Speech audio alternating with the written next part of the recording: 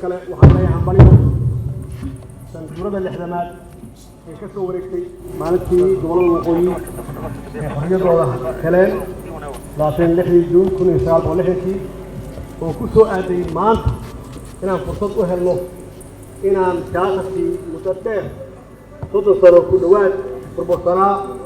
inaan sidaan ka dhigno allah mahad kale oo runtii maanta noo suurtageliyey inaan halkan kulligeen ku imaanno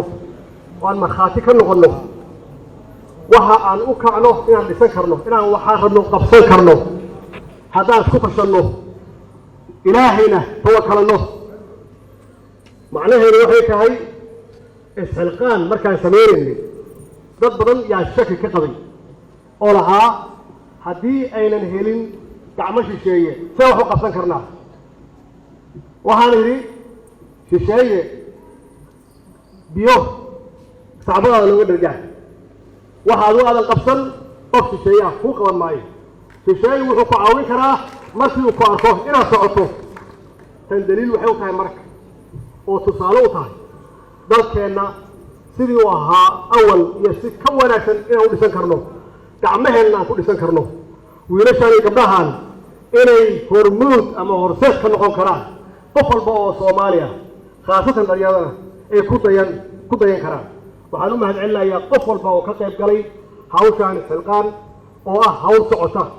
oo qorshaheedu yahay ama mabdi'iisu yahay inaan dib ugu dhisno dalkoo dhan gacmaheenna aan ku dhisanno waxaan u mahadcelinayaa ganacsatadii ku bixisa dhaqaalaha maxaa yeelay la'aantood waxaan ma dhacdeen runtii gacan ayay ka geysteen rugta ganacsiga iyo guud ahaan ganacsada Soomaaliyeed oo doonaysa dalkooda in dib uu dhismo aad iyo aad ayaan uga mahadcelinayaa waxaan u mahadcelinayaa shaqaalaha rayidka oo waqtigooda geliyey waxaan ka hadlaynay waxay ahayd usbuucii 1 saac ama 2 saac inaad danta guud geliso sida tan oo kale tan waxay calaamad u tahay meeshaan qurxoon aan fadhino oo weliba sidii hore ka qurxoon inaan dalka sidii hore iyo si ka qurxoon aan u dhisan karno haddaan u istaagno kulligeen Soomaali waa nooshahay Soomaali waa noolnahay wax walbana waa haysanaa dad waa haysanaa khayraad waa haysanaa laakiin waa inaan u istaagno waa inaan ka shaqeyno midnimadu waa xoog ummad midaysan lagama adkaado ummad midaysan waxaysan qaban karin malaha ummaddu hadday kala qaybsan tahay waa waxaan ku jirnay muddo aad u badan oo 30 sano ku dhow aan ku jirnay maxaa loo qabsoomay eebsanaanshuhu waa burburis in wax la burburiyo iyo wax la hadleeyo ummadda markay isu timaado ay midoodo caqliguna waa midoobi dadka fiican yaa soo baxaya laakiin markay noqoto ummaddu inay qaybsan tahay ama qabiil ku qaybsan tahay qof walba qofka ugu xun yaa soo baxaya hadda qof xun maxaa ka sugaysaanay qof xun muxuu dhisi karaa taata kaan qurxoon ma dhisi karaa xaqiiqatan